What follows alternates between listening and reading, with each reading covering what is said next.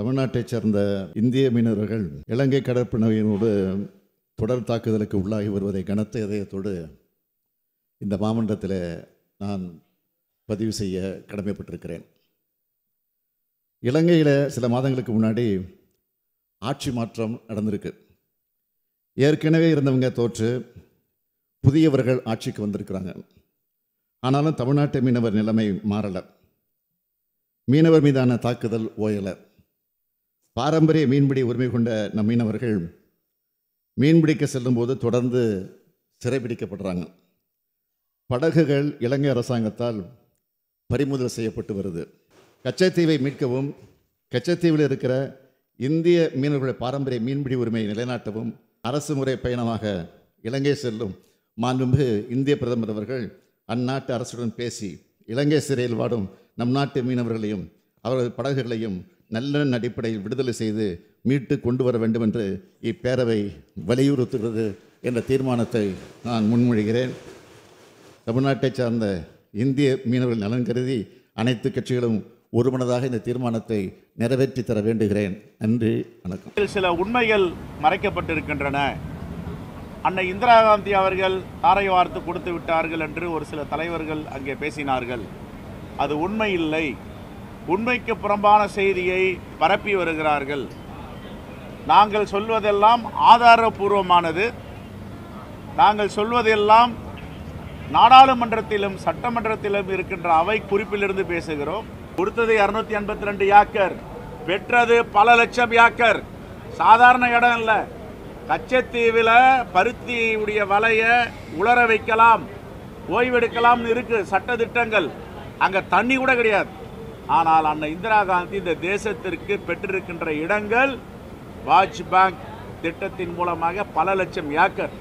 இதையெல்லாம் மரியாதை மிக்க மாண்புமிக்க அரசியல் கட்சி தலைவர்கள் படித்து வந்து அந்த இந்திரா காந்தியுடைய பெருமையை பேசுகிறார். இங்க சொல்ற காரணம் கச்சத்தீவை கொடுத்ததுக்கு அது எதுக்கு, அதில் என்ன இருக்குது? ஒரு சொட்டு தண்ணி கூட இல்லை என்கிறார். இவருடைய ஆழ்ந்த அறிவை இதை பாருங்க. ஒரு தீவுக்கு நடுவில் இருக்கிற ஒரு இடத்துல, தீவுல கடலுக்கு நடுவில் இருக்கிற ஒரு தீவுல ஒரு சொட்டு தண்ணி கூட இல்லைங்கிறாங்க. தோண்டுனா தண்ணி வரப்போகுது. தண்ணிக்கு நடுவில் தான் அந்த நிலைமை இருக்குது. அது ஒரு காரணம். வேற ஏதாவது ஒரு காரணம் சொன்னா கூட அது சிரிச்சுட்டாது போகலாம். இப்படி ஒரு காரணத்தை சொன்னா தலையில் அடிச்சு அழுகிறத தவிர வேற என்ன இருக்கு? நீங்கள் எல்லாம் தலைமையேற்று இந்த நாட்டை, குறிப்பா அது எங்க அண்ணன் செல்வ பெருந்தகை மாதிரி ஆட்கள்லாம் சொல்வதா ரொம்ப வேடிக்கை. 4 பக்கமும் கடல் சூழ்ந்து இருக்கிற ஒரு நிலத்துக்குள்ள தோண்டுனா அப்படிங்கிறங்க, ஒரு கைட்டு அப்படி தோண்டினாலே தண்ணி வந்துடும். அதுல தண்ணி இல்லை, அதனால கொடுத்தோங்கிறீங்க. தண்ணி இல்லைங்கிறதான் காரணமா? சரி, தார் பாலைவனம், இந்த ராஜஸ்தான்ல இருக்க பாலைவனத்தெல்லாம் கேட்டா தண்ணி இல்லைன்னு கொடுத்துருவீங்களா? இது என்ன ஒரு காரணம் பாருங்க. இதெல்லாம் கொடுத்து எவ்வளவு காலம் ஆயிடுச்சு நீங்க பாருங்க. இப்ப கச்சத்தீவை மீட்க நாங்க போராடுவோம்ட்டு 4 கட்சிகளும் நாடகம் போடுது. எங்க ஊர்ல திருவிழா வரும்போது மாரியம்மன் திருவிழா, ஐயனார் திருவிழா, கருப்பணசாமி திருவிழா நாடகம் போடுவோம். இது மாதிரி இப்போ தேர்தல் திருவிழா வர்றதுனால இந்த கச்சத்தீவு மீட்பு நாடகத்தை போடுது. நம்ம முந்தா நாள் தான் எடுத்து கொடுத்துருக்காங்க. அதனால இன்னைக்கு மீட்க இவங்க தீர்மானம் போடுறாங்க. கொடுத்த 4 பேர் இந்த காங்கிரஸ் கூட இருந்து அது கைகட்டி பதவிக்காக நின்னது இந்த திமுக. அது இவ்வளவு காலமாக அதிகாரத்தில் இருந்த இந்த கட்சிகள் பாரதிய ஜனதா, அதிமுக அவங்களாம் எதிர்த்து போரிட்டு மீட்காம திருப்பி தேர்தல் வரும்போது அது நாங்க 2 கட்சியுமே, காங்கிரஸ் ஆளும் போதும் பாரதிய ஜனதா ஆளும் போதும் ஒரே பதிலைத்தான் பதில் மனுவா தாக்கல் செய்து கச்சத்தீவை திருப்பி எடுக்கணுங்கிற பேச்சுக்கு இடம் இல்லை. கொடுத்ததுதான்.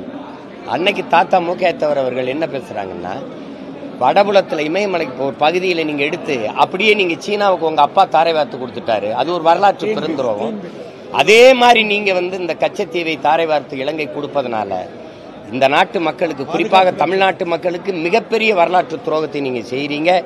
அதுக்கு நான் இருக்கிற ராமநாதபுரம் பாராளுமன்றத்தில் நீங்க இருக்கிற அந்த பகுதி, அது கச்சத்தீவு உங்களுக்கு தெரியும், அது இந்திய நிலப்பரப்பே இல்லை. அது எங்க தாத்தா சேதுபதி, எங்க பாட்டன் சேதுபதி மன்னனுடைய சொந்த நிலம்.